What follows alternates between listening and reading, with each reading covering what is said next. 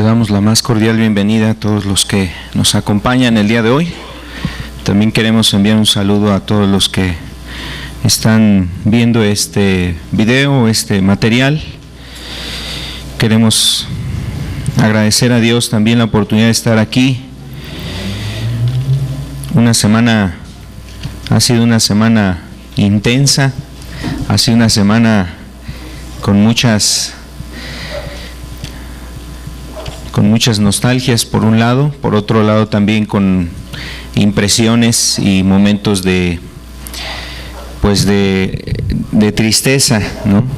Como seguramente todos los que estamos aquí hemos oído de las afectaciones que hay a causa del sismo que hace unos días hubo aquí en México, también inundaciones que ha habido en distintos lugares, por otro lado también los huracanes y todo lo que generan este tipo de fenómenos en los lugares donde están próximos, y todo eso ha cobrado pues vidas, ¿no?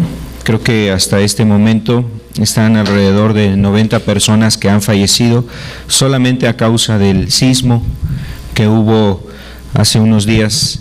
Y yo creo que todas estas cuestiones nos dan un aviso, una alerta de lo que está aconteciendo en nuestro entorno, y también no solamente en una área física. Me refiero, lo que produce un terremoto es sacudir una tierra, sacudir toda una población, sino lo que conlleva esto, es decir, espiritualmente genera también un aviso, una alerta sobre nosotros. El día de hoy quisiera poner delante de ustedes uno de los temas que están aquí en la Escritura y que es algo que nos avisa o que nos ayuda también a entender lo que estamos nosotros viviendo. Ahora creo que el calentamiento global lo queremos usar para explicar todas las cosas y sobre todo las situaciones que acontecen en el ámbito de la naturaleza y todos los desastres naturales, y pareciera que el calentamiento global nos da respuesta a todo eso. A veces se quiere hacer ver que esta es la respuesta, ¿no?, a todo lo que realmente está aconteciendo. Yo creo que de alguna forma está relacionado esto que vivimos también con lo que habla la Escritura, que es el cumplimiento de la palabra de Dios. Dios se vale de distintos medios para que realmente, por un lado, vengan aquellas cosas que Él mismo había dicho que iban a acontecer. Y bueno, creo que lo que estamos nosotros viviendo son precisamente tiempos que nos hacen observar el pronto retorno de Cristo. Esto es lo que yo quisiera exponer delante de ustedes. Así he titulado este tema, esta enseñanza, el pronto retorno de Cristo. Y es algo que está en la Escritura. Es algo que inclusive todo creyente debe tener presente, todo cristiano, aún todas las personas, independientemente crean o no crean en Dios, crean en la Biblia o no crean en la Biblia. La verdad es que la Escritura nos da por hecho que Jesús retornará, que Cristo va a regresar, y todos necesitamos estar avisados de este asunto. Todos tenemos que conocer que realmente Jesús vendrá. Así da testimonio la misma Escritura, y creo que a veces la misma conciencia de los hombres, la misma conciencia del hombre le da testimonio, le testifica sobre este hecho, que un día terminarán todas las cosas y que un día pues estaremos delante de Dios. Entonces es algo quizás importante que nosotros podamos estudiar o ver este tema. Quisiera invitarle para que me acompañe a hacer una oración. Le invito a que cerremos nuestros ojos. Vamos a cerrar nuestros ojos y ponernos en las manos de Dios. Padre, en el nombre de Jesús, te agradecemos por que nos das vida, Señor, y oportunidad de estar aquí, Señor. Hace un par de días, Señor, la verdad es que varios de los que hoy nos encontramos aquí, pudiera haber sido otra nuestra situación, Señor, otra nuestra condición, pero te agradecemos que nos des la vida, Señor. Te agradecemos que nos des oportunidad de reunirnos en tu nombre, Señor, y de poder escuchar tu palabra, Señor. Ayúdanos en este día, Señor, que tu Espíritu ponga tus palabras en nuestros corazones. Queremos recibir el mensaje como debe ser recibido, Señor, con solicitud, con gracia, Señor, de tu Espíritu. Y, Señor, queremos, Padre, que nuestros oídos sean abiertos. Tú dices en tu palabra que el que tiene oídos oiga lo que el Espíritu dice a la iglesia. Padre, en el nombre de Jesús, queremos, Señor amado, ser sensibles a lo que nos habla tu palabra. Nos ponemos en tus manos y te damos muchas gracias. Amén y amén. Quisiera invitarle a que leyéramos una parte de aquí de la primera epístola a los tesalonicenses. La primera epístola a los tesalonicenses en el capítulo 5. Vamos a leer de aquí varios versículos.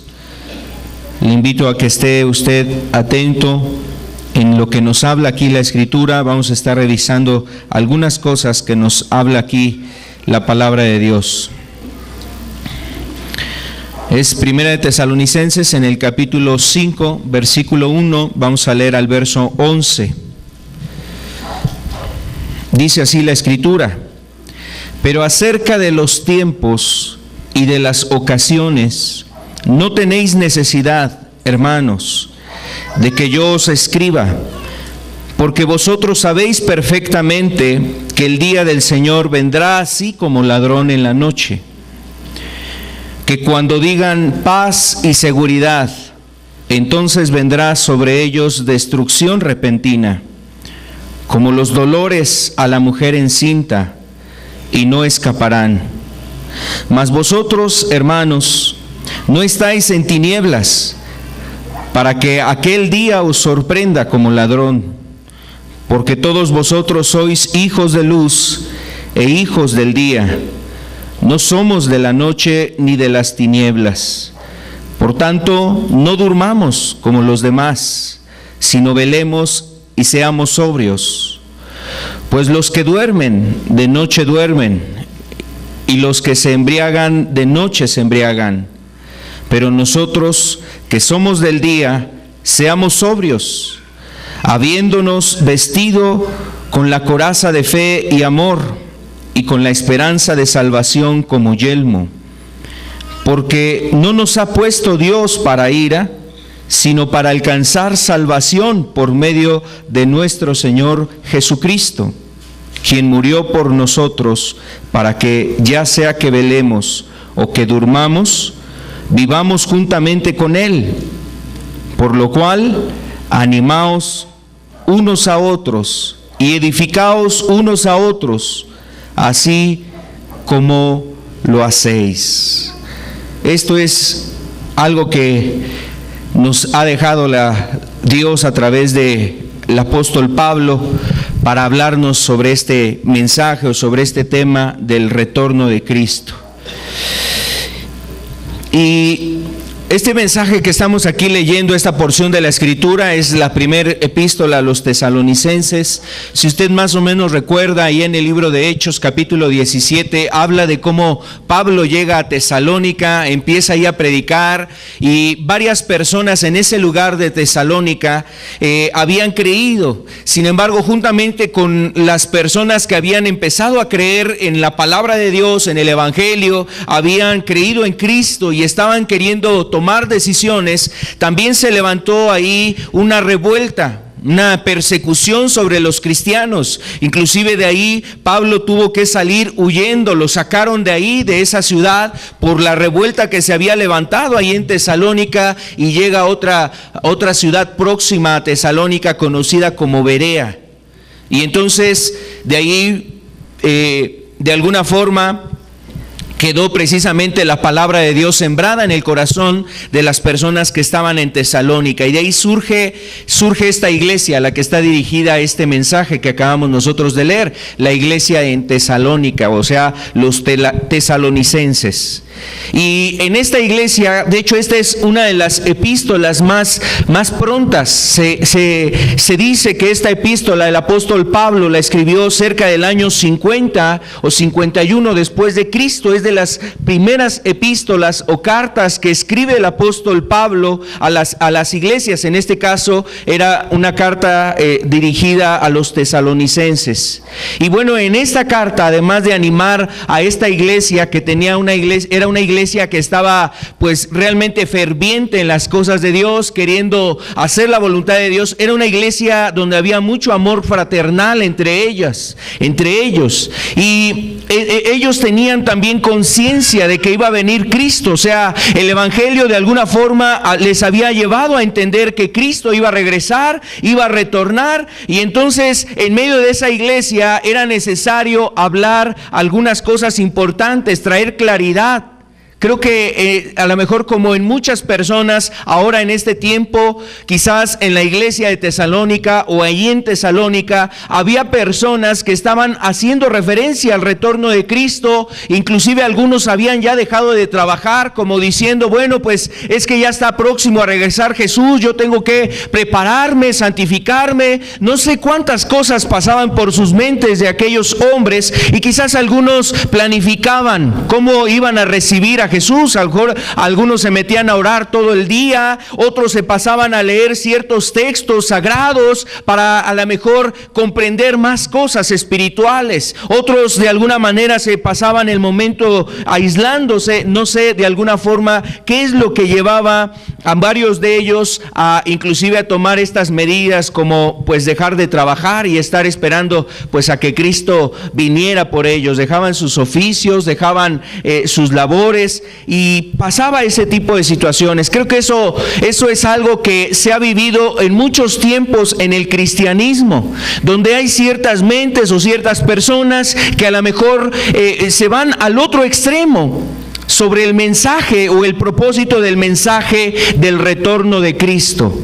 Algunas posturas que hay sobre este mensaje. Algunas personas pues caen en la incredulidad absoluta, o sea, tienen una incredulidad sobre el retorno de Cristo. Algunas personas niegan eso, no creen que Jesús realmente vendrá. Eso es solamente parte de los demás mitos, así lo catalogan como mitos, los mitos que habla la Biblia. Y entonces no creen en nada de esto. No creen en el fin de las cosas, el fin del mundo, no creen en el día del juicio, no creen en el retorno de Cristo, etcétera. Y entonces es parte de las cosas que niegan. Y ese es, por decirlo, una de las cosas en donde encontramos un extremo sobre estos temas. Pero también encontramos los otros extremos, donde las personas, cualquier evento o cualquier situación puede generarle ya el pánico, la idea, ya está Cristo aquí próximo, ya está Jesús. Y eso ha llevado a ciertas personas inclusive a atreverse a dar fechas, por ejemplo. Atreverse a decir Jesús va a aparecer en este milenio. Por ejemplo, cuando estaba por concluir el milenio anterior e iniciar este en el que nos encontramos, pues había toda esa serie de rumores, comentarios y de cosas que en el año 2000 se iba a acabar el mundo. Y así, por ejemplo, después en el 2012, ¿no? Hasta por la situación de los mayas y no sé qué, pues de alguna forma la gente se atreve a especular y a decir, bueno, es que las cosas se van a acabar en tal fecha. Y así hay personas pues que de alguna forma empiezan a incurrir o a entrar en esos terrenos donde también hacen referencia a fechas. Y ese es el otro extremo, donde la gente a lo mejor profesa y quiere de alguna manera decir que ellos conocen, saben el momento, la hora, el día, la fecha en que terminarán todas las cosas. Y algunas personas religiosas pueden decir que inclusive en tal momento llegará Cristo y vendrá por la iglesia y tomará a la iglesia y se la llevará. Eso es algo real. Cristo va a venir por la iglesia, viene por la iglesia, pero realmente no hay algo en donde no existe manera de que el hombre pueda establecer alguna fecha. Por ejemplo, entre algunas agrupaciones está la de los Testigos de Jehová, que en varias ocasiones en el milenio pasado, iniciando el milenio 1900 y tanto, empezaron a dar ciertos pronósticos sobre el fin del mundo. Y varias ocasiones se dieron fechas, inclusive en esa revista Despertar, en la revista Atalaya, venían plasmadas las fechas donde acontecería, o según ellos vendría precisamente el fin de todas las cosas. Y todo esto propició que gente, por ejemplo, vendiera sus casas, y lo vendían y se reunían con ellos, porque como iba a llegar el fin del mundo, iba a venir el nuevo paraíso, según plasmado, pintado a la manera y a la concepción de los Testigos de Jehová. Entonces las personas vendían las cosas y de alguna forma se deshacían de todas esas cuestiones para poder estar preparado al nuevo reinado. Y obviamente en esas épocas venía un incremento muy grande de personas que se hacían adeptos a esta institución. Pasaban las fechas pronosticadas o anunciadas por ellos, y obviamente no acontecía lo que habían ellos anunciado. Y entonces la multitud de personas, o muchas personas, salían desilusionadas, decepcionadas, porque no se había cumplido lo que habían ellos establecido. Quizás de las últimas ocasiones donde los Testigos de Jehová pronosticaron fue en el año 1982 aproximadamente, donde ellos dieron precisamente una última fecha, o anunciaban precisamente donde se daba una fecha de que vendría el fin de todas las cosas. Y de ahí yo creo que con varios descalabros, pues ya no se han atrevido a establecer una fecha, porque eso obviamente pues es algo que no pueden establecer realmente como una aportación que puedan dar para los hombres o para las personas. Es más bien con otro fin que se hacía este hecho. Y así podemos ver como que este tipo de extremos, cada vez que se habla sobre la segunda venida de Cristo, o las señales que hay previas al retorno de Cristo, de alguna forma las personas pueden usar ese mensaje que está en la Escritura para tomar ese extremo, un extremo sectario, o un extremo inclusive fanático, o un extremo donde la Escritura no ordena tomar ese tipo de medidas drásticas. Y eso obviamente es algo que nosotros también debemos de tener con claridad. No se niega el hecho de que lo que está aconteciendo viene siendo parte del mismo aviso que Jesús nos había predicho, que iban a acontecer todas estas cosas ante su retorno. Todos esos eventos vendrían, y eso es algo que sí deja con claridad la Escritura. Yo creo que de aquí es que nosotros necesitamos conocer qué es lo que debemos de hacer, o por qué la Biblia nos habla del retorno de Jesús. Y algunos aspectos que yo quisiera transmitir primeramente es lo que la Escritura nos habla. Por ejemplo, la venida. ¿Cómo va a ser la venida de Jesús? ¿De qué manera va a venir Cristo? Algunas personas dicen es que va a ser algo espiritual. No se va a ver a Jesús, o sea, Jesús no lo vamos a poder observar, pero cuando Él venga, entonces van a terminar todas las cosas. Y la verdad es que la Escritura nos enseña que va a ser de una forma personal.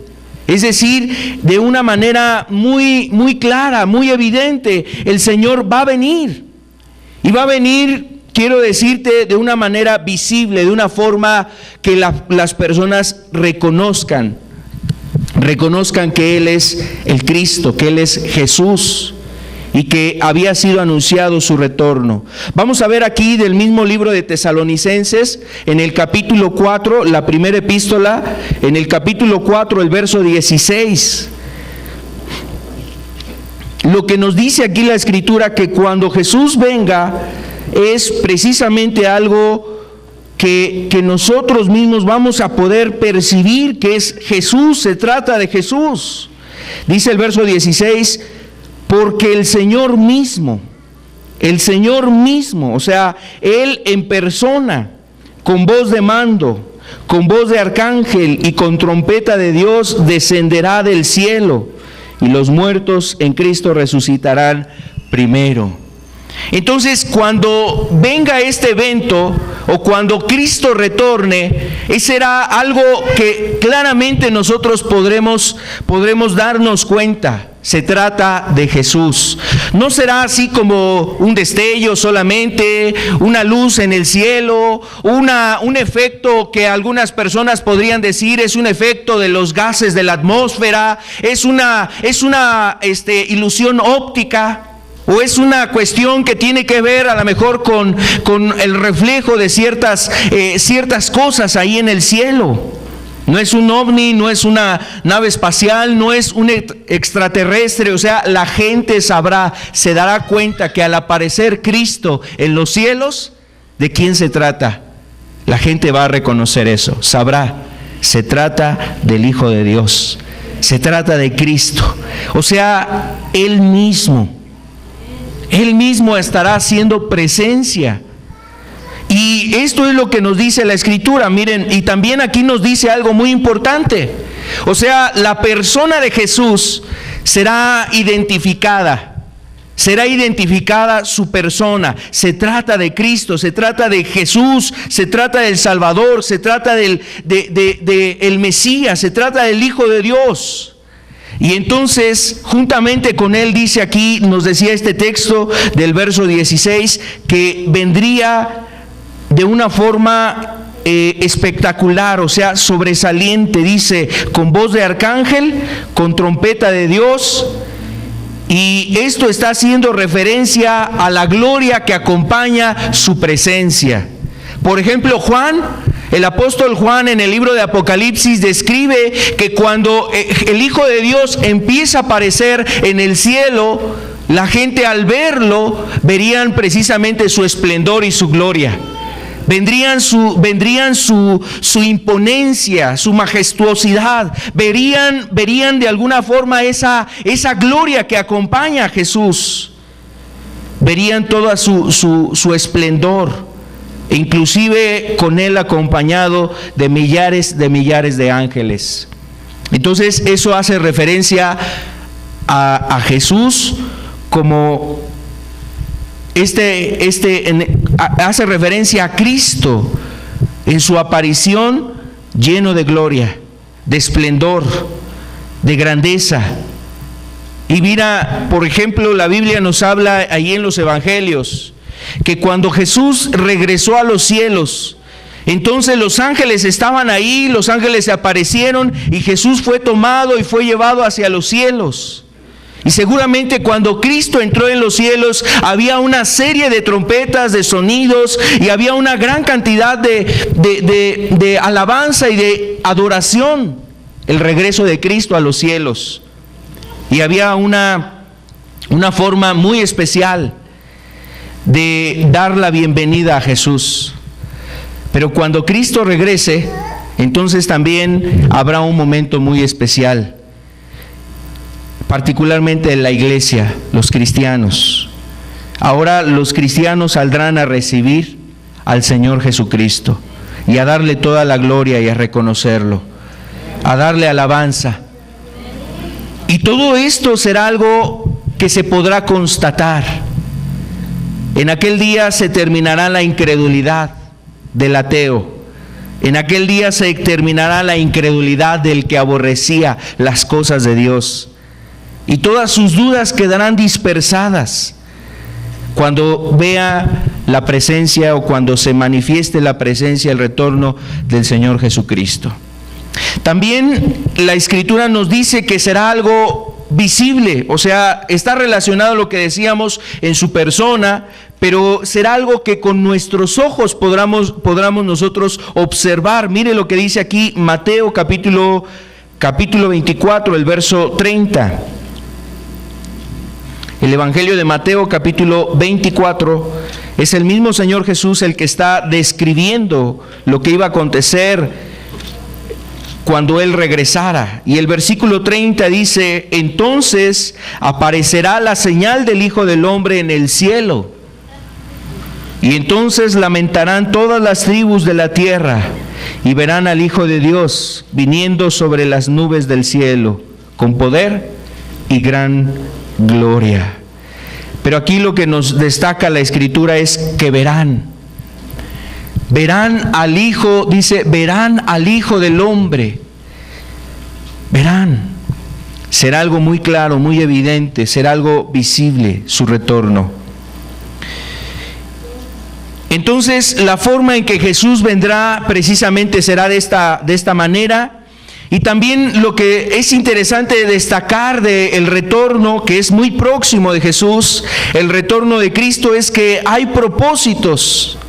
Hay un propósito y hay unos objetivos o hay resultados de que el Señor Jesús venga. ¿Cuáles son los propósitos por los cuales el Señor Jesús ha de venir? Y bueno, uno de los que nos muestra la Escritura es lo que leíamos ahí en 1 de Tesalonicenses 4:16. El propósito es venir, levantar a los santos. O sea, venir y levantar a los santos. Levantar a aquellos que murieron caminando en la voluntad de Dios, que se arrepintieron de sus pecados, que creyeron en Jesús. Y quizás entre ellos puede haber gente del pasado, gente que ha vivido antes que nosotros y que ellos al momento de haber conocido a Dios, caminaron con Dios, estuvieron haciendo la voluntad de Dios. Llegó el tiempo de terminar su existencia sobre esta tierra y su cuerpo ha reposado ahí en las tumbas, en esta tierra ha reposado, y cuando el Señor aparezca se levantarán de entre los muertos, esos cuerpos se levantarán y entonces saldrán al encuentro precisamente del Señor Jesucristo. Y este es uno de los propósitos. Un propósito es premiar o recompensar a aquellos que fielmente han caminado y han buscado al Señor. Entonces, levantar a los santos que duermen de entre los muertos es el propósito que tiene la segunda venida. ¿Y qué acontecerá con ellos? Vamos a ver también qué acontecerá con estas personas. El propósito es que esos que durmieron en Cristo, que durmieron con Dios, o sea, que fueron personas redimidas por Jesús, esas personas ahora podrán estar en la eternidad con Cristo, toda la eternidad con Jesús. Pero también los que en ese entonces estén vivos y en el momento en que Jesús aparezca, dice la Escritura que esas personas serán transformadas. Miren lo que dice aquí también en 1 de Tesalonicenses capítulo 4, el verso 17. Luego nosotros, los que vivimos, los que hayamos quedado, seremos arrebatados juntamente con ellos en las nubes para recibir al Señor en el aire, y así estaremos siempre con el Señor. Aquí el propósito de lo que nos muestra la Escritura es que cuando Cristo venga, algunas personas habrán muerto, pero de esas personas me estoy refiriendo, las personas que creyeron en Jesús, algunos habrán muerto, fueron enterrados, fueron sepultados, y su cuerpo está precisamente en la tumba, está en un sepulcro. Cuando suene esa trompeta y cuando Cristo Jesús aparezca en los cielos, entonces esas personas se levantarán. Y sabes, de hecho, esto aconteció en la resurrección de Jesús. En el momento en que Jesús resucitó, había personas que estaban entre Jerusalén caminando, que se habían levantado de entre los muertos y que precisamente estaban siendo testigos de que por medio de Jesús habían encontrado la redención y se levantaron de entre los muertos para poder estar ahora la eternidad con Cristo. Y aquí entonces también nos está describiendo que aquellas personas que queden vivas cuando Jesús aparezca, ahora esas personas también, dice, serán transformados. Y dice que serán transformados. ¿Por qué dice que serán transformados? serán arrebatados, dice, los que vivimos, dice, los que hayamos quedado, seremos arrebatados juntamente con ellos en las nubes, para poder ir y estar en la presencia del Señor para siempre. Entonces, habrá un momento donde las personas ya no... La Biblia habla algo muy interesante. Dice que este cuerpo, cuando vino el pecado, Dios le dijo al hombre: del polvo fuiste tomado y al polvo vas a volver, hablando de su cuerpo. Entonces, nuestro cuerpo, cuando nosotros morimos, entonces nuestro cuerpo regresa al polvo, o sea, es desintegrado, es deshecho, se vuelve otra vez polvo. Pero cuando Cristo regrese, este cuerpo será transformado, será renovado, será otro cuerpo, un cuerpo diferente, un cuerpo que ahora esté listo y preparado para pasar la eternidad con Cristo. Y esto es lo que está haciendo referencia aquí Tesalonicenses. Aquellos que murieron van a ser levantados de los sepulcros con un cuerpo diferente, y también dice, los que nos quedamos, entonces seremos arrebatados y seremos llevados a encontrar al Señor en el cielo. Y obviamente está hablando también de un momento donde habrá una transformación en el cuerpo de cada uno de nosotros, de los que hemos creído, de los que nos hemos entregado a Jesús, y entonces estaremos listos para recibir a Jesús. Estos son los objetivos que tiene la transformación de los santos que vive aún, de los que están viviendo cuando Cristo venga. Ahora, ¿qué más? Otro propósito es que el fin es llevar a cabo la unión eterna con Cristo, como lo veíamos aquí al final de este versículo 17, para estar siempre con el Señor. Y mira, eso es lo hermoso precisamente del retorno de Jesús. La iglesia es lo que le lleva a anhelar el regreso de Jesús. Ya no habrá más miedo de caer, de tropezar. Ya no habrá más tribulación, más situaciones que a veces nos angustian, nos preocupa. Estaré firme, permaneceré en las cosas de Dios. Señor, hay mucha maldad, hay tentaciones, hay dificultades. Señor, hay pruebas en este mundo, y a veces siento que no puedo permanecer, que no puedo proseguir en el camino. Pero cuando venga Jesús, el cristiano sentirá el alivio de todas esas cosas.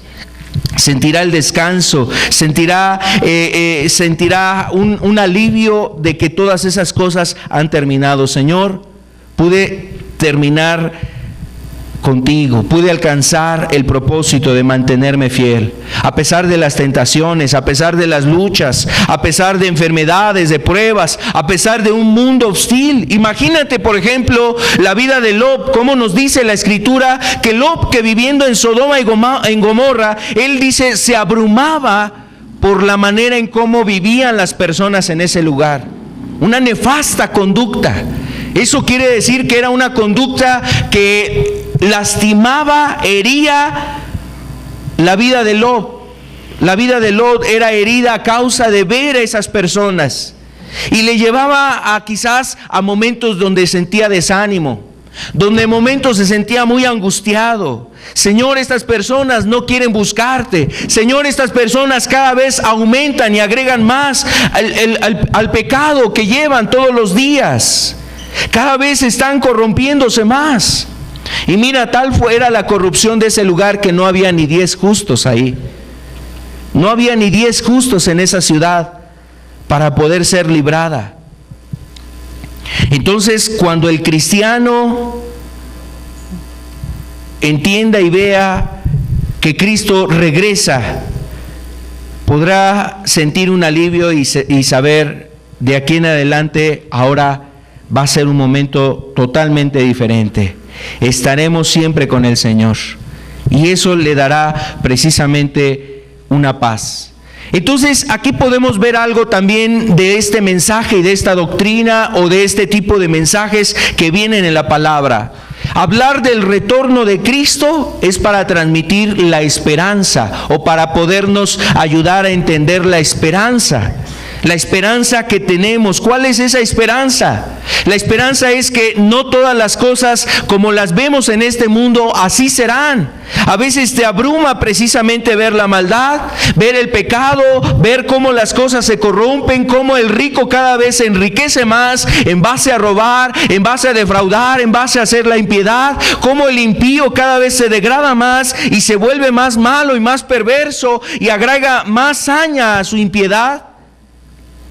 Y vemos cómo se corrompe cada vez más la humanidad. Pero en todas estas cosas, eso nos lleva a tener una esperanza. ¿Cuál es la esperanza? Que esto se va a acabar en algún momento. No es para siempre. Y la esperanza es saber que tendremos una vida nueva. Habrá una vida nueva y esta vida será precisamente una vida con Cristo en su reino eterno, el cual no será trastornado, no será corrompido, el reino de Dios no será desbaratado y permanecerá para siempre. Entonces, el mensaje también del retorno de Cristo, lo que debe de infundir en nosotros es un aliento, una esperanza, es fe, y eso también lo vamos a ver en un momento más. ¿Qué más? También el propósito del retorno de Jesús es para que nosotros podamos completar la santificación. Porque realmente aquí lo que hacemos, es decir, mientras estamos en este mundo, el hombre, el cristiano, aquella persona que está buscando a Dios todos los días, busca de alguna manera estar listo y preparado. Pero eso no es el todo. No ha alcanzado la perfección. No ha alcanzado el momento final de su santificación, el momento definitivo para su santificación. Este vendrá cuando Cristo aparezca y entonces precisamente será llevado a una santificación completa, absoluta, una santificación donde precisamente para estar en el reino de Cristo, en el reino de Dios, es necesaria la santificación. Hebreos nos dice que sin santidad nadie verá al Señor, sin la cual nadie verá al Señor, refiriéndose a la santidad. Y esa santidad es lo que quiere hacer Dios, una santificación completa. Para ello el cristiano aquí necesita orar, estar en la comunión con Dios, meditar en la palabra, hacer aquello que Dios le muestra en la Escritura. Y una santificación no implica solamente dejar el pecado. La santificación implica también que el hombre se quiere mantener limpio de toda contaminación. Y esto es algo que un creyente debe de estar buscando y buscar la dirección precisamente de Dios a través de su palabra. Vamos a ver lo que dice aquí Tesalonicenses capítulo 3, el verso 13. 3:13 nos dice aquí: tampoco queremos, hermanos, que ignoréis acerca de los que duermen, para que no os entristezcáis como otros que no tienen esperanza. O sea, hablando de aquellos que durmieron en Cristo, tienen una esperanza. Y también nos habla de aquellos que no durmieron en Cristo. Los que no durmieron en Cristo, los que durmieron sin Cristo. Los que durmieron sin Cristo son personas que obviamente no tienen esperanza. Y ellos más bien tendrán temor del juicio, temor del castigo eterno. Y entonces, aquí el objetivo que nos está transmitiendo la epístola es buscar precisamente la santificación. Vamos a ver un texto más que aparece aquí en el capítulo 5, verso 23. Primera de Tesalonicenses 5, verso 23 dice: y el mismo Dios de paz os santifique por completo, y todo vuestro ser, espíritu, alma y cuerpo, sean guardados irreprensibles. ¿Para qué? Para la venida de nuestro Señor Jesucristo. Es el propósito de Dios. Dios está buscando una santificación. y nos llama precisamente a buscar la santificación, que te limpies de aquellas cosas que contaminan tu vida. Sea pecado, sea odio, sea rencor, sea maldad a través de lo que visualizan tus ojos, todas aquellas cosas que entran por tus oídos, por tus ojos, que limpies tu vida de esas cosas que ensucian, que manchan tu alma, que manchan tu conciencia, que destruyen tu vida espiritual, que quieren apagar la vida de Dios en tu ser o que quieren destruir la piedad en tu vida. Santificarse de esas cosas. También otro propósito es recompensar a los fieles que han trabajado para el Señor, a los fieles obreros. Nos dice aquí en el capítulo 2, verso 19 de Primera de Tesalonicenses, 2:19 nos dice: porque ¿cuál es nuestra esperanza o gozo o corona de que me gloríe? ¿No lo sois vosotros delante de nuestro Señor Jesucristo en su venida? El apóstol Pablo, haciendo referencia a que una de las cosas en las que él se iba a sentir pues realmente muy gozoso, muy alegre, era saber que en el retorno de Jesús, ese día el Señor Jesucristo le daría la recompensa por haber ayudado a los tesalonicenses a venir a Cristo, a conocer, a rendir sus vidas. Pablo fue el instrumento a través de él. Dios usó a Pablo precisamente para que los tesalonicenses conocieran el Evangelio. Y él estaba refiriendo, bueno, cuando Jesús regrese, cuando el Señor venga, entonces yo recibiré corona. Una corona, dice, o tendré una recompensa. Ustedes serán el gozo, el motivo de mi gozo, el ver que ustedes permanecieron, caminaron. Y la Escritura nos deja ver que precisamente el creyente va a recibir la recompensa de haber mantenidose fiel al Señor, a pesar de luchas, desánimos, pruebas, dificultades, y cuando Él venga, recibirá la recompensa. Ahora, la verdad es que algunos podemos pensar, bueno, es que eso será a lo mejor para los predicadores, para el que ganó las almas. No, yo quiero decirte que la recompensa viene desde el momento en que tú manifestaste una expresión de amor, de misericordia, de afecto contra tu prójimo o hacia tu prójimo.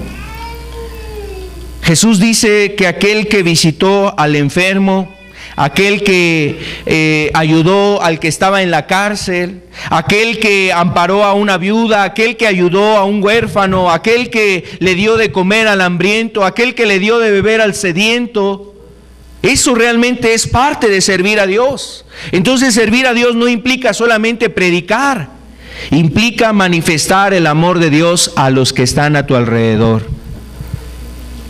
Y es parte de las cosas que Dios precisamente recompensará de los fieles que dieron testimonio de Jesús, dieron testimonio de Cristo, de lo que Dios hace en sus vidas, de lo que Cristo ha hecho en ellos. Y también otro propósito es que después vendrá la destrucción sobre los incrédulos, una destrucción del pecado, una destrucción de la maldad, la destrucción de este mundo que se ha corrompido, y vendrá precisamente un nuevo mundo, una nueva tierra, y vendrá un tiempo diferente.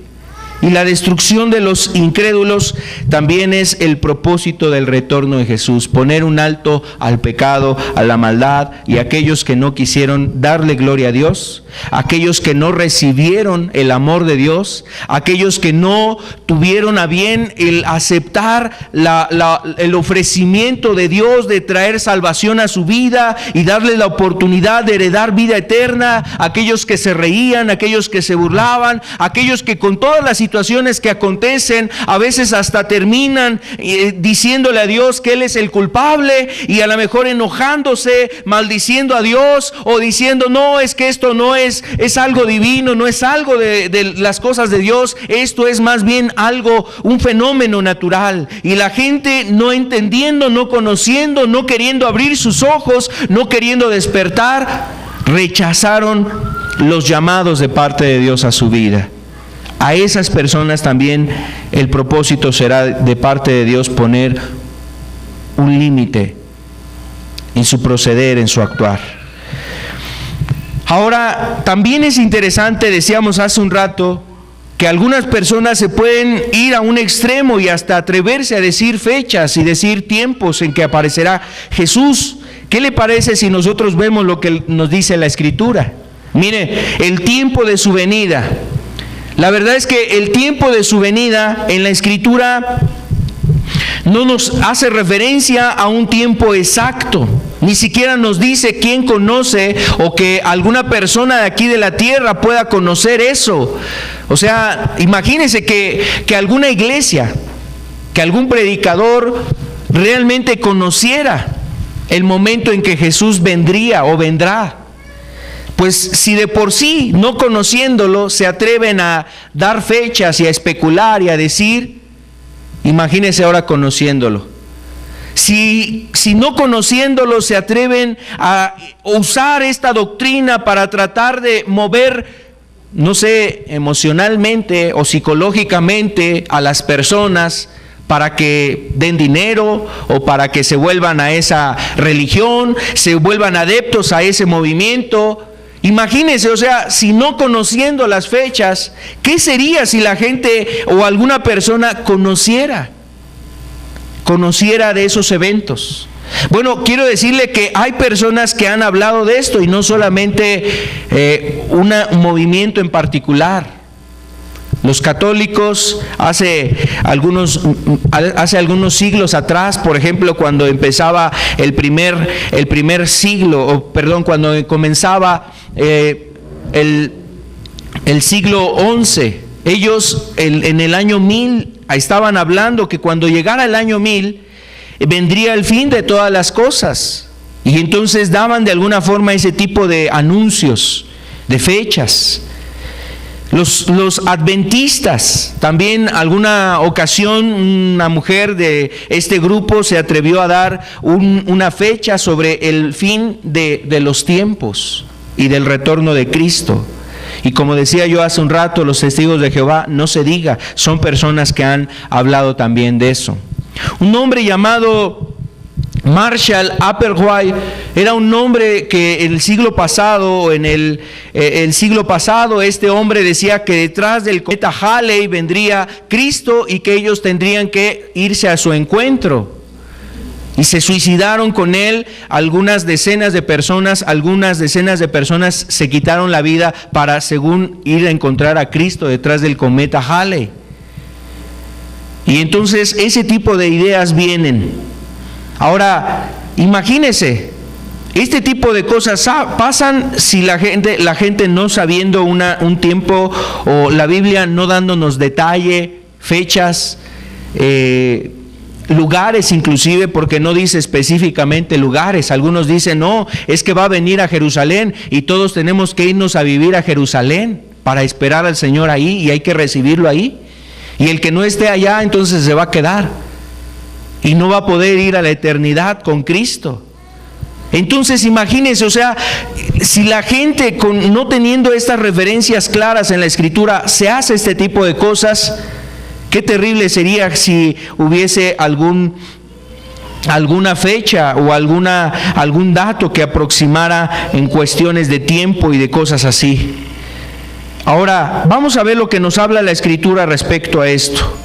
El tiempo, la verdad es que no lo dice la Escritura. ¿En qué tiempo? En la fecha tal, el día tal y a tal hora, ¿no? Como a veces hasta ahora por ahí en las redes sociales, ahora que se dio lo del sismo, después estaban corriendo ahí mensajes por las redes sociales de que el día de mañana a las 5 de la tarde se iba a dar una réplica y que podía ser mayor que la pues que que el sismo mismo que se había presentado el día anterior. Entonces la gente se aventura a decir eso. Bueno, realmente imagínense decir el día y la hora. Pues yo no sé quién pueda hacer realmente eso. No hay ahorita manera de que las personas puedan decir a tal fecha y a tal hora. Eso no acontece. Y eso lo único que hace que es producir angustia, temor, miedo en las personas. Bueno, así algunas personas usan también la venida de Cristo. Es algo que nosotros debemos no ignorar, y el propósito es que estemos preparados. ¿Cuándo va a ser? No lo sabemos, pero tienes que prepararte. Miren, vamos a ver lo que dice aquí en el mismo libro de Tesalonicenses, capítulo 5. Ahí lo leíamos al inicio de esta plática. Capítulo 5, verso 1 al verso 2, dice aquí: pero acerca de los tiempos y de las ocasiones, no tenéis necesidad, hermanos, de que yo os escriba, porque vosotros sabéis perfectamente que el día del Señor vendrá así, como ladrón en la noche. Vendrá así, como ladrón en la noche. ¿Y cómo llega el ladrón? Nos avisa, nos dice: oiga, mañana voy a ir a su casa a las 3 de la mañana. Pues algo que realmente no se sabe.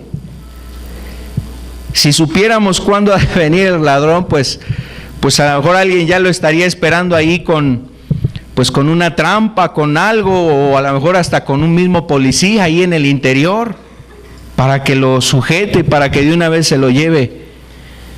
Mire lo que dice Jesús en Mateo 24, vamos a ver lo que dice el versículo 36. Mateo 24, verso 36.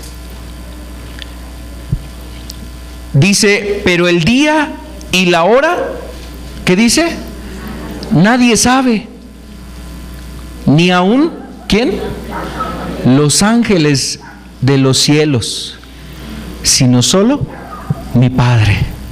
Y bueno, aquellos que se han atrevido a decir fechas, pues yo creo que son superiores a los ángeles, o tienen mayor luz, conocimiento, quizás semejante al Padre. Imagínate a qué grado de distorsión o de alguna forma hasta como una especie de blasfemia, que alguien se atreva a decir que ellos saben en qué día y en qué hora va a venir Jesús. Entonces nos dice la Escritura que realmente no hay una fecha, no hay una hora exacta, no hay esto, pero sí hay ciertos indicativos o ciertos signos, señales, síntomas que nos van a anunciar el retorno de Cristo. También, por ejemplo, para los inicuos, su venida será repentina y inesperada. Aquí mismo leíamos nosotros el verso 3, mire, de 1 de Tesalonicenses 5:3. Pero cuando digan paz y seguridad, entonces vendrá sobre ellos destrucción repentina, como los dolores a la mujer encinta, y no escaparán. Entonces están los dos extremos. Aquí nos está planteando los dos extremos, ¿no? El extremo de aquel que se atreve a decir fechas, horas y días, ¿no? Y el otro extremo es la incredulidad, la negación, el decir: están locos, ¿no? Eso es un fanatismo, es que esos están exagerando, es que eso es para infundir miedo. No, o sea, caer en ese extremo también es sumamente peligroso. Y algunas personas, aquí lo decíamos en este punto, es precisamente los inicuos, refiriéndonos a personas malas, aquel incrédulo, aquella persona que no tiene temor de Dios. Pues la verdad, esa persona es a la que le va a venir algo repentino, es decir, les va a caer de sorpresa esto. Fíjate, hay una anécdota, y con esto quisiera hilar lo que dice, vamos a ver lo que dice Apocalipsis capítulo 3, verso 3. Apocalipsis capítulo 3, verso 3. Dios le estaba dando aquí a la iglesia de Sardis un mensaje, y le dice dentro de su mensaje: acuérdate pues de lo que has recibido y oído, y guárdalo, y arrepiéntete, pues si no velas, vendré sobre ti como ladrón, y no sabrás a qué hora vendré sobre ti. O sea, es un asunto que puede pasarle tanto a un incrédulo como a un cristiano que no está velando y que no está atento para el regreso de Cristo. Y particularmente esto que dice Apocalipsis era el mensaje a la iglesia, y le dice: ten cuidado, porque si tú no te das cuenta de lo que yo te he anunciado y de lo que tú has oído y no lo guardas y no te arrepientes, entonces vendré sobre ti como ladrón y no sabrás a qué hora vendré sobre ti. Y eso nos transmite un sentido de alerta, un sentido de atención. ¿Cómo estamos? ¿Cómo estamos viviendo? Y eso es lo que trata la Escritura. Y bueno, algo muy curioso aquí en la iglesia de Sardis, la historia de esta ciudad de Sardis, de la ciudad, hace varios años atrás, el rey Ciro, cuando empezó a conquistar varias regiones de Europa y de Asia, y particularmente aquí en Asia, cuando llega a esta región, había llegado a Sardis. Sardis era una ciudad que estaba fortificada, estaba casi en la cumbre de un pequeño monte, un pequeño cerro que estaba ahí, y ahí sobre el cerro estaba asentada la ciudad, y tenía una muralla alrededor, de tal manera que cuando llega Ciro a esa región, llegó Ciro, y realmente parecía difícil conquistar Sardis.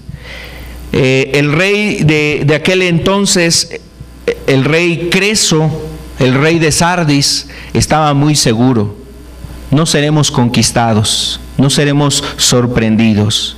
Y varios días, varios meses duró el sitio sobre Sardis, y veían la manera y estudiaban la forma de entrar hacia Sardis. Y en una ocasión, uno de los soldados persas estaba mirando ahí en las bardas, estaba un soldado de la ciudad de Sardis, y se le cayó el yelmo hacia afuera de la ciudad. Y eso llamó la atención de ese soldado persa, y de repente vio que ese soldado en la muralla caminó hacia un lugar y se desapareció, y de repente se fue a aproximar al lugar donde se había caído el yelmo, y trató de ver qué es lo que iba a hacer el soldado, y descubrió que el soldado salió de la ciudad por una peña o entre una abertura. Y entonces, sin hacer ruido, solamente lo miró, vio cómo el soldado sale, toma su yelmo y se regresa a su lugar. ¿Y sabes qué pasó en la noche? Llegando la noche, los soldados persas entraron por esa misma brecha. Y cuando entraron a la ciudad, los soldados, eran muy pocos los soldados que estaban cuidando la puerta y las vallas o la barda, porque estaban confiados, estaban reposados: no seremos conquistados. Pero cuando entraron estos soldados, mataron a aquellos soldados de Sardis, y entonces vino la conquista hacia Sardis por el rey Ciro, el rey persa Ciro. Esto lo describía Heródoto, un historiador griego. Pero mira, no fue el único evento. Años después, en el año 214 a.C., se repitió la misma historia sobre Sardis, ahora por el rey Antíoco. Este rey tomó por sorpresa a la ciudad de Sardis y cayó precisamente súbitamente sobre la ciudad. Imagínate, en 2 ocasiones por la misma situación vino la conquista de Sardis. Si eso tú lo conectas al mensaje de Jesús, Jesús le estaba diciendo a Sardis: esos 2 reyes conquistaron a Sardis siglos atrás. Si tú no estás listo, voy a venir a ti como el rey y te voy a volver a tomar. Pero va a ser obviamente una situación trágica, sería para la iglesia en Sardis. Es lo mismo para nuestros tiempos. Necesitamos nosotros estar velando y estar atentos a lo que está aconteciendo. Necesitamos entender que los cristianos, como decía aquí Tesalonicenses, no ignoran estas cosas, no ignoran que Jesús vendrá, y se están preparando Por eso lo leíamos también nosotros en el verso 4 de 1 Tesalonicenses 5:4. Mas vosotros, hermanos, no estáis en tinieblas para que aquel día os sorprenda como ladrón. Y aquí es precisamente lo que nosotros debemos de poner en nuestro corazón: no dormir, no ignorar, no irnos a un extremo, no caer en el otro extremo, sino más bien estar velando, estar atentos de lo que acontece. Cuando abunda la maldad, es uno de los signos, síntomas de que vendrá Cristo. Por ejemplo, usted aquí lo podemos ver en el verso 3. Dice el verso 3 que aquella gente dirá paz y seguridad, y vendrá sobre aquellos hombres la destrucción repentina. ¿Qué nos dijo Jesús, por ejemplo, aquí en Mateo? Mire, vamos a ver las distintas señales y avisos que hay de su venida. En Mateo 24 nos habla varias cosas, todo el capítulo 24. Usted puede leerlas, yo le invito a que usted medite en esas palabras de Mateo 24, del verso 1 en adelante.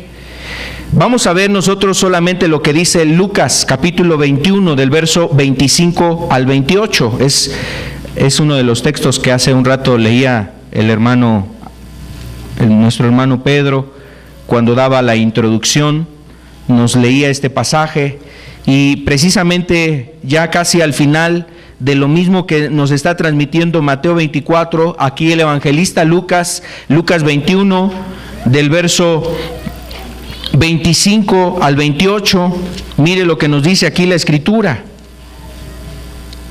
Entonces habrá señales en el sol, en la luna, en las estrellas y en la tierra angustia de las gentes, confundidas a causa del bramido del mar y de las olas, desfalleciendo los hombres por el temor y la expectación de las cosas que sobrevendrán en la tierra.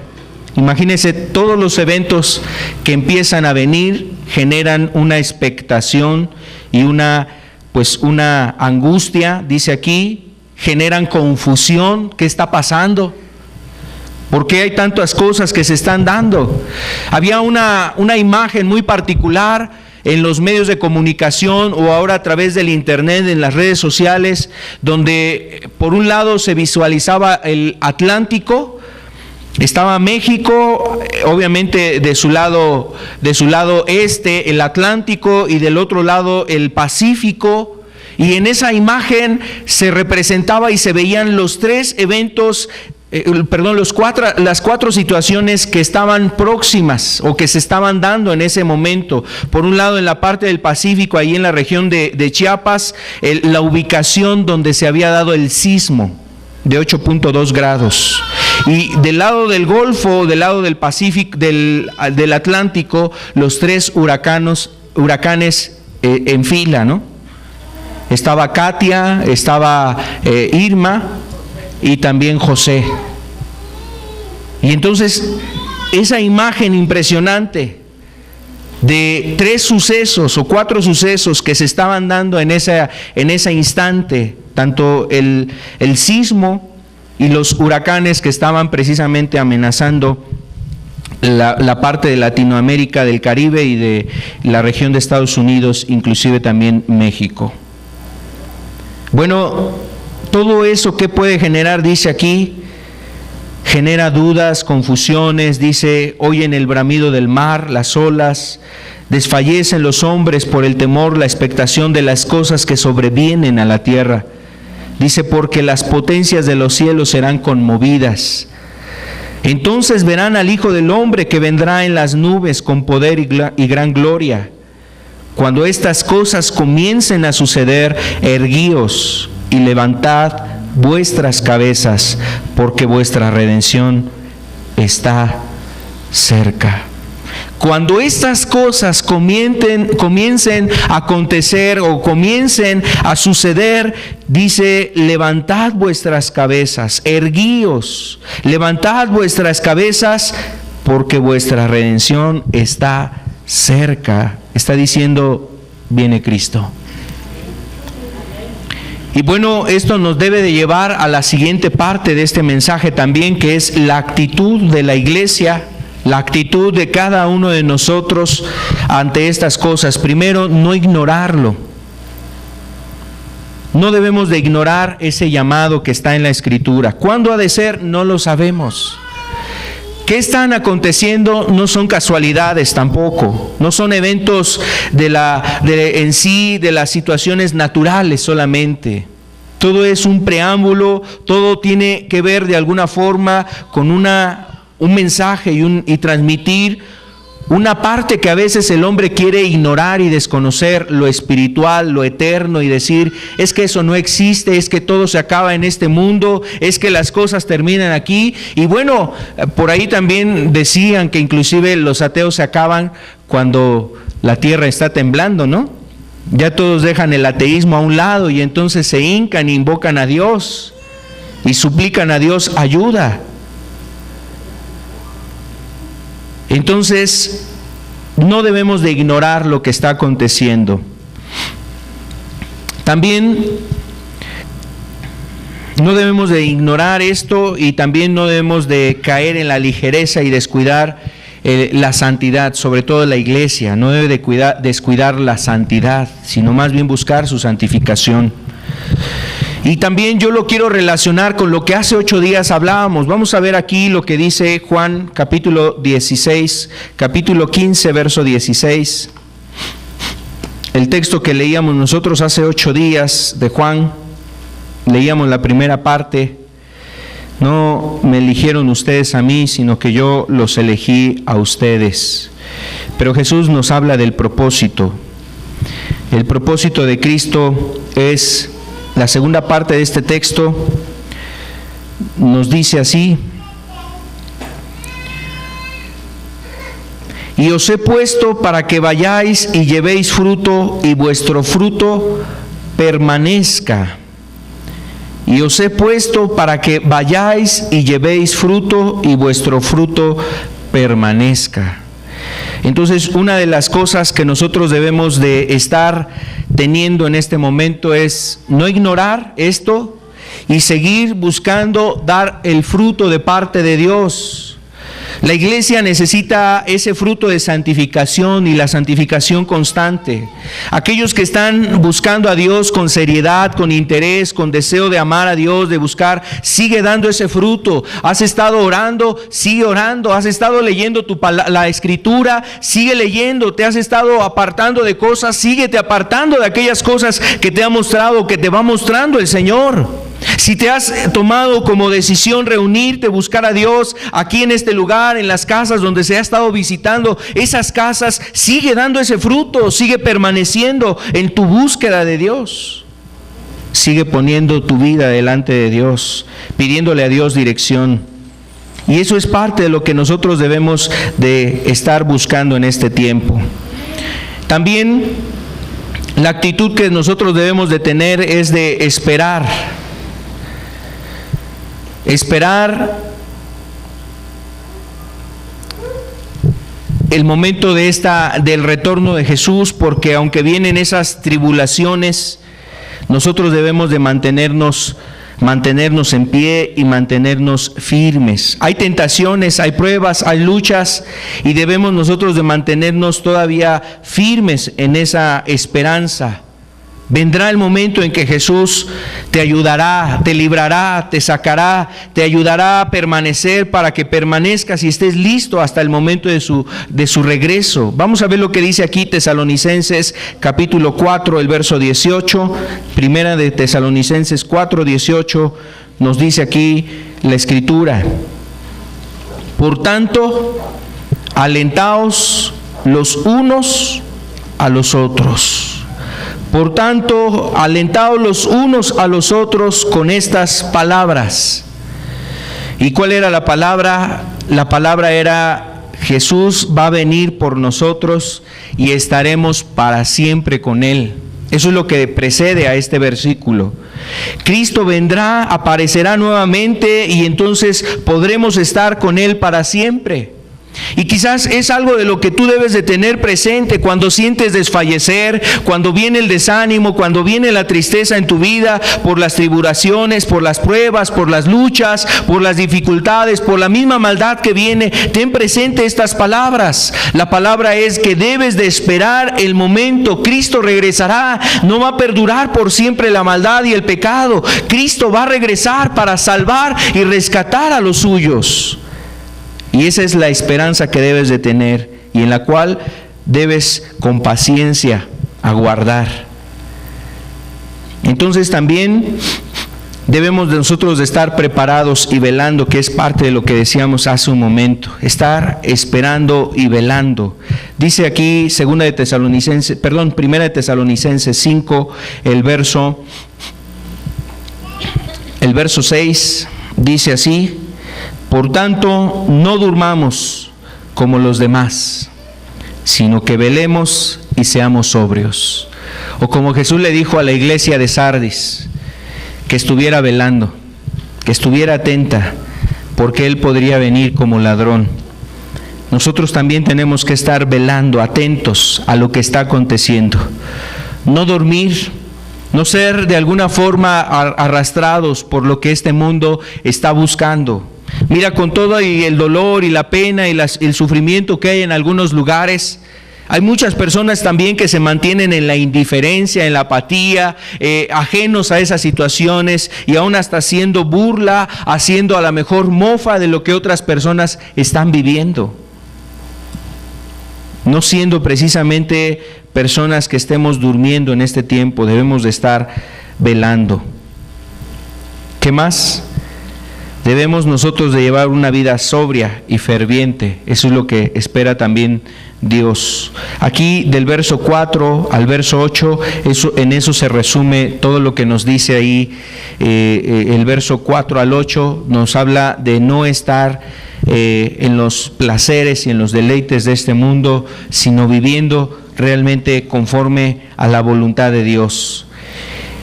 Y bueno, algo que hemos estado diciendo de este mensaje, creo que es que debemos nosotros de alentarnos unos a otros en el camino de Dios. Lo leíamos ya en el verso 18, vamos a ver ahora en el capítulo 5, verso 11. Lo que terminábamos leyendo de esta porción del capítulo 5, el verso 11, nos dice: por lo cual, animaos unos a otros y edificaos unos a otros, así como lo hacéis. Entonces, en dos ocasiones en este contexto nos habla de este propósito de animarnos y de alentarnos. Lo leíamos en el capítulo 4, en el versículo 18, donde nos dice: por tanto, alentaos los unos a los otros con estas palabras. Y termina diciendo en el verso 11: por lo cual animaos unos a otros y edificaos a sí mismo, unos a otros. Creo que ese es el propósito de ese mensaje. El mensaje del retorno de Cristo es alentar al creyente, invitar a aquella persona que no se ha entregado a Dios a volverse a Él. Como dice también aquí en el verso 9: porque Dios no nos ha puesto para ira, sino para alcanzar salvación por medio de nuestro Señor Jesucristo, quien murió por nosotros para que, ya sea que velemos o que durmamos, quiere decir a que llegue el momento de morir, vivamos juntamente con Él. Y estas son las dos posturas que podemos tomar ante el mensaje de Jesús.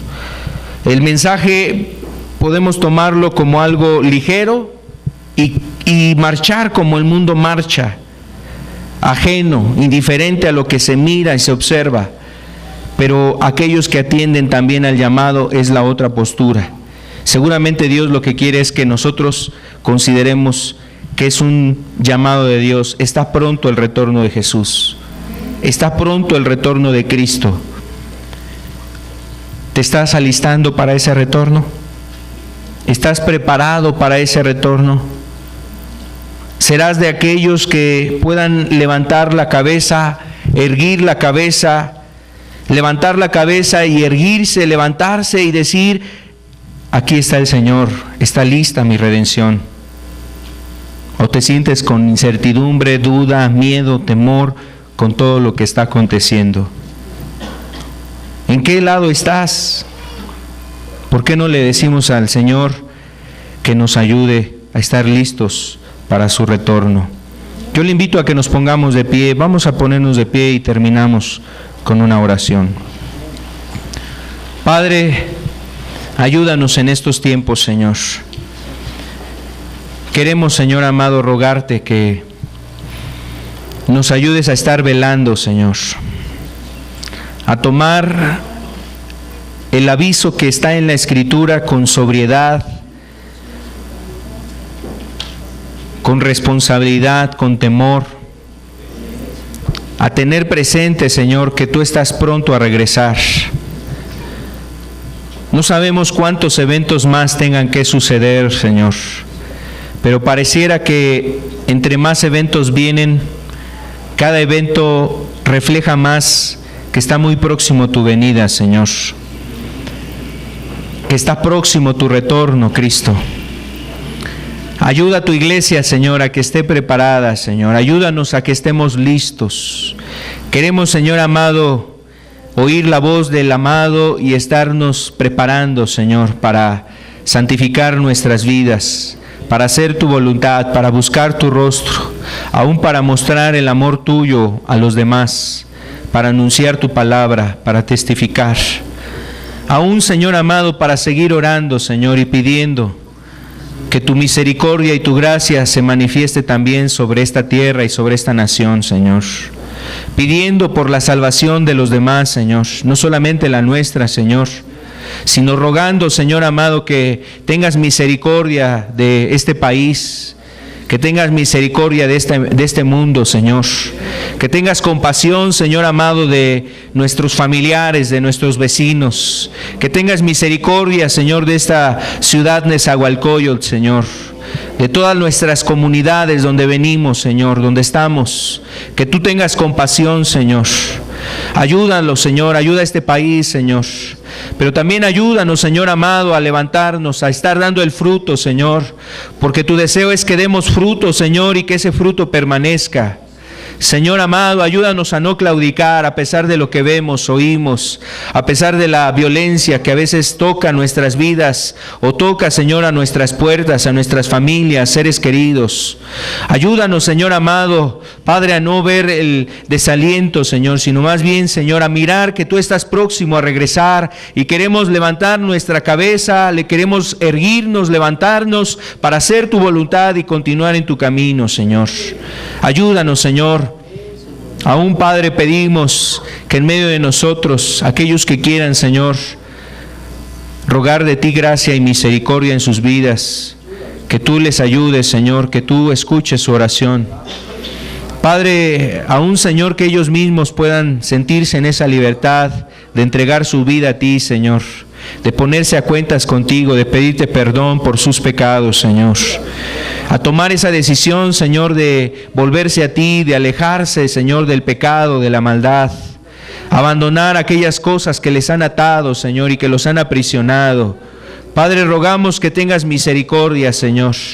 Que libre, Señor, las vidas de aquellos que, Señor, quieren tomar también una decisión contigo, de estar contigo, de buscar tu nombre, tu gloria, de buscar tu presencia, de hacer tu voluntad, de conocer tu voluntad. Ayúdalos, Señor, guíalos con tu buen espíritu, Señor. Padre, y queremos también pedirte, Señor, que nos ayudes para estos tiempos, Señor. Queremos rogarte, Señor, que tu gracia esté sobre cada uno de nosotros, Señor. Ayúdanos, Señor, a ser la sal y la luz de este mundo, Señor. Ayuda a tu iglesia, donde quiera que se encuentre, Señor. Ayuda a tu pueblo, a tu remanente, Señor. Aquellos que están, Señor, buscando de ti, Señor, no solamente en este lugar, sino que aún están en otros lugares, en otras localidades, en otros estados, en otras partes, Señor, que están buscando tu rostro. Vemos cómo las cosas están cumpliéndose, Señor, de tu palabra. Las distintas cosas que acontecen, Señor, en este mundo No es otra cosa sino aquellas señales, aquellos anuncios que tú decías, Señor, que vendrían, aquellas llamadas de atención que vendrían sobre esta tierra, Señor. Rogamos en el nombre de Jesús que tú, Señor, estés ayudando, Señor, que estés manifestando tu gloria, tu amor, tu gracia, y que despierte, Señor, aquella persona que ha estado durmiendo, Señor. No dejes, Señor amado, que haya estos corazones, Padre, esos corazones que se atreven, Señor, a negar, rechazar, desconocer, aún, Señor, a quererse burlar de todo esto que está aconteciendo, Señor. Más bien, Padre, que puedan darse cuenta, Señor, que es próximo tu retorno, Dios. Padre, en el nombre de Jesús, Señor, queremos pedirte, Señor, tu gracia y tu favor. Aún nos acordamos de aquellas personas que han perdido, Señor, a sus seres queridos en el terremoto, en este temblor, Señor, en las inundaciones, Señor, que tengas también misericordia de ellos y que, Padre, aún puedan ver en medio de estas dificultades, en medio de este dolor, que puedan mirarte a ti, Señor, que puedan ser consolados por ti, que puedan, Señor amado, ser ayudados, reconfortados en medio de su pena, de su dolor, Señor. Aquellos que perdieron bienes, sus casas, sus hogares, aquellos que han perdido el lugar donde dormían, descansaban, reposaban, Señor. Ayúdalos, Señor. Ten misericordia, Padre. Y ayúdanos, Señor, a estar preparados para tu regreso. En el nombre de Jesús. Amén, Señor. Amén, Dios. Gracias te damos, Padre, que tu palabra esté en nuestros corazones. Amén. Amén, Dios.